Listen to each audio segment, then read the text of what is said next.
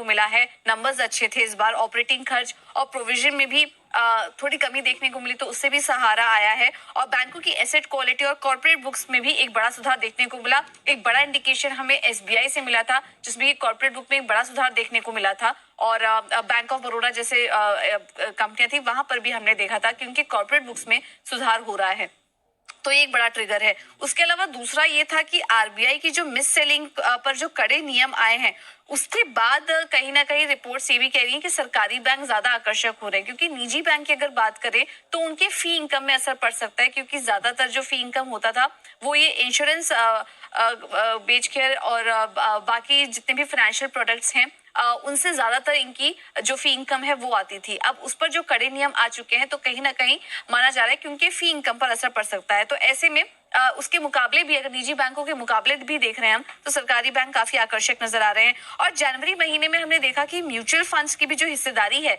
वो 3 साल के उच्चतम स्तर पर पहुंच चुकी है। म्यूचुअल फंड के पोर्टफोलियो में सरकारी बैंकों का वेटेज भी बढ़ा है काफी, 3.4% से बढ़कर 3.7% आ चुका है मंथ ऑन मंथ अगर देखो तो। और वैल्यू के आधार पर भी सबसे ज्यादा म्यूचुअल फंड की खरीदारी जो है वो एसबीआई में इस बार देखने को मिल रही है। तो काफी अट्रैक्टिव हर पैमाने पर नजर आ रहे हैं, इनके नंबर्स भी अच्छे हैं, फंड हाउसेस का भी यहाँ पर इंटरेस्ट बना हुआ है, और हाल फिलहाल में आरबीआई ने भी जो कदम उठाए उसका भी यहाँ पर फायदा मिल रहा है। तो काफी सारे तेजी के फैक्टर्स नजर आ रहे हैं सरकारी बैंकों के लिए, जिसके चलते हम देख रहे हैं कि लगातार 3 दिनों से लाइफ हाई पर कारोबार कर रहे हैं। बिल्कुल, और सिर्फ अभी ही नहीं, हमने देखा है पिछले साल से लगातार जी बिजनेस ने सरकारी बैंकों में तेजी की जो recommendation the, bank of India, union bank जैसे कुछ स्टॉक्स हैं, और देखिए क्या कमाल की वेल्थ कमाकर साल भर के टाइम फ्रेम में दिया है।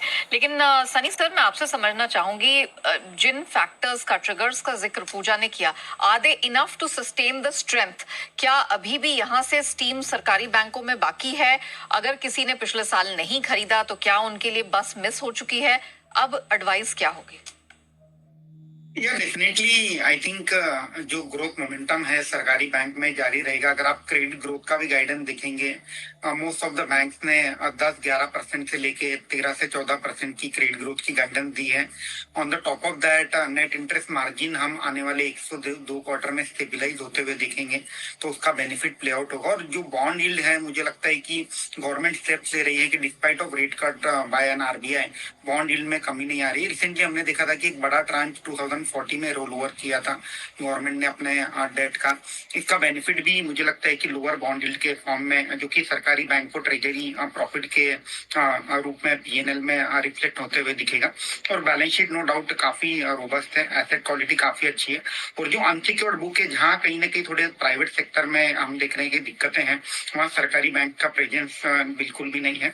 तो आई थिंक सभी फैक्टर ये पॉइंट आउट कर रहे हैं कि आने वाले 2 साल जो है एक बेहतर अर्निंग ग्रोथ हमें, kind of mid tin kind of earning growth हमें सरकारी बैंकों में देखने मिलेगी।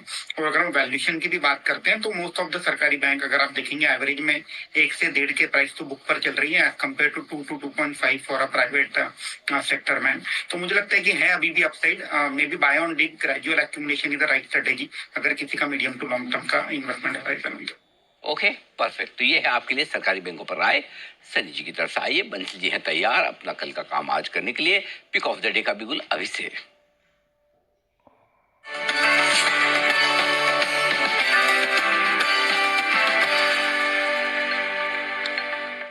आज पिक ऑफ द डे देने के बाद बंसल जी कल किसी भी समय पर आए प्रथम माने जाएंगे अब तो। जी बंसल जी बताएं सर। नहीं अनिल जी, आपने एक दिन यही नंबर 1 बिजनेस न्यूज चैनल पे बोला था, मतलब कि मॉर्निंग में, मेरे को अच्छे से याद है कि बंसल जी जहां से आप खड़े होते हो लाइन वहीं से शुरू होती है। हाँ। तो अनिल जी किसी भी क्रम में पूछूं, मैं 3rd, 4th, 5th, मैं अपने आप को प्रथम ही मानता हूं अनिल जी। क्या बात कर रहे हो, हम कहीं मौका लग रहे हैं तो हम आपकी गलतफहमी दूर कर देंगे बिल्कुल। फिलहाल तो कुणाल जी करना चाहते हैं। जी कुणाल जी। नहीं अनिल जी, इसमें कोई शंका नहीं है अनिल जी। बंसल जी, अनिल जी निर्विवाद हम सब में अनिल जी प्रथम है। उसकी वजह यह है कि संसार में हम में सबसे पहले बंसल जी आए थे। हाँ। तो संसार में प्रथम आए थे, तो अनिल जी डेफिनेटली प्रथम है अनिल जी। हम सब वरीयता क्रम में सबसे ऊपर शीर्ष पर है। जी सुमित जी। जी बंसल जी बोल रहे हैं कि ये देश के नंबर 1 चैनल पे कहा था कि जहाँ से लाइन शुरू होती है, वहां आप जहाँ से खड़े तो वहीं से शुरू होती है। बंसल जी, मजाक नाम की भी कोई चीज होती है, वही आपके साथ हुआ था।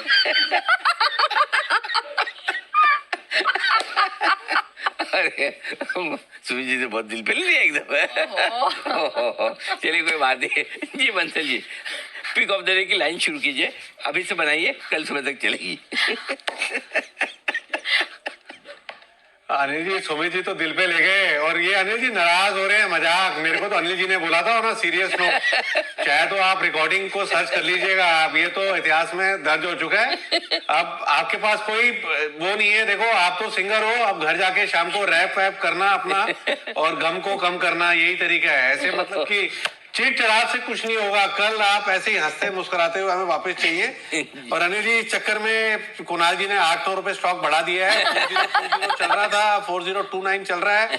नाम है केन्स का। यहाँ पर 3920 का लगाना है स्टॉप लॉस, 3920 का लगाना है स्टॉप लॉस। 4220 से लेकर 4250 के टारगेट के लिए केन्स पर खरीदारी की राय है। ओके, केन्स टेक्नोलॉजी यहाँ पर करें खरीदारी 4028-29 के आसपास। 3920 ये आपका स्टॉप लॉस का लेवल होगा। 4220 और 4250 ये है ना लेवल। बंसल जी सही सुने ना हमने? हाँ बिल्कुल ठीक है। 4220 4250 केन्स टेक में करें खरीदारी। Okay perfect. आइए ABB, जी हाँ ये है वो कंपनी जिसके नतीजे आने वाले हैं कल। आइए आज जान लेते हैं अनुमान कैसे रहेंगे रिजल्ट्स। प्रीव्यू लेकर हमारे साथ हैं पूजा इस वक्त बताने के लिए। पूजा बताइए।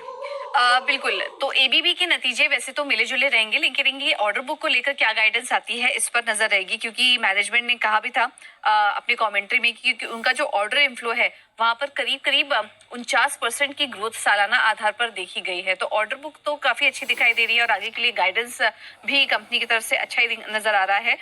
लेकिन रेवेन्यू को लेकर स्ट्रीट थोड़ा डिवाइडेड है, लेकिन धीमी ग्रोथ यहाँ पर देखने को मिल सकती है। हमारा एस्टिमेट है कि यहाँ पर 1% की गिरावट आएगी।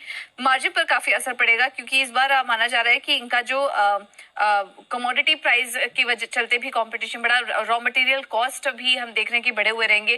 कंपटीशन में जो बढ़त हुई है उसका भी असर इनके मार्जिन में देखने को मिल सकता है। तो कामकाजी मुनाफा 19% घटेगा और मार्जिन भी 19.5% से घटकर 16% के पास देखने को मिल सकता है। और इसी का असर हम देख रहे हैं कि मुनाफा भी करीब 16% की गिरावट यहाँ पर भी देखने को मिल सकती है। तो जैसा कि हमने बताया, data centre, electronics, warehouse, logistics और रेलवे, मेट्रो जैसे न्यू एज क्षेत्रों से भी ऑर्डर इनफ्लो ग्रोथ काफी अच्छी नजर आ रही है। तो ऑर्डर बुक के फ्रंट पर देखना होगा कि क्या गाइडेंस कंपनी की तरफ से आ रही है। वैसे मार्जिन के फ्रंट पर देखें तो नंबर्स थोड़े कमजोर नजर आ रहे हैं, तो मिले जुले नंबर्स रह सकते हैं ABB के। ओके ABB मिले जुले नंबर्स रहेंगे, लेकिन नतीजों से पहले एक बार सिद्धार्थ राय मंगला साहब से चार्ट्स पर उसकी ली जाए राय। सिद्धार्थ जी बताएं सर, क्या कह रहे हैं इसके चार्ट्स? नतीजों के पहले थोड़ी गर्मी खाता हुआ दिख रहा है, डे हाई पर आया तो है, खरीदें या रुके?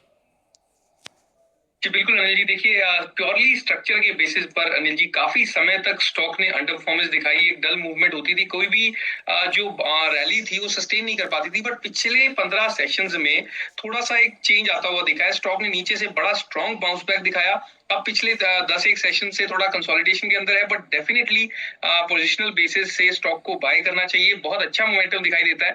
ऐसा लगता है कि 5900 से ऊपर निकलकर जैसे ही स्टॉक टिकेगा, इसके लिए 6200 6400 यहाँ तक के रास्ते भी खुल जाएंगे। तो स्ट्रक्चर के बेसिस पर स्टॉक बहुत अच्छा दिखाई देता है।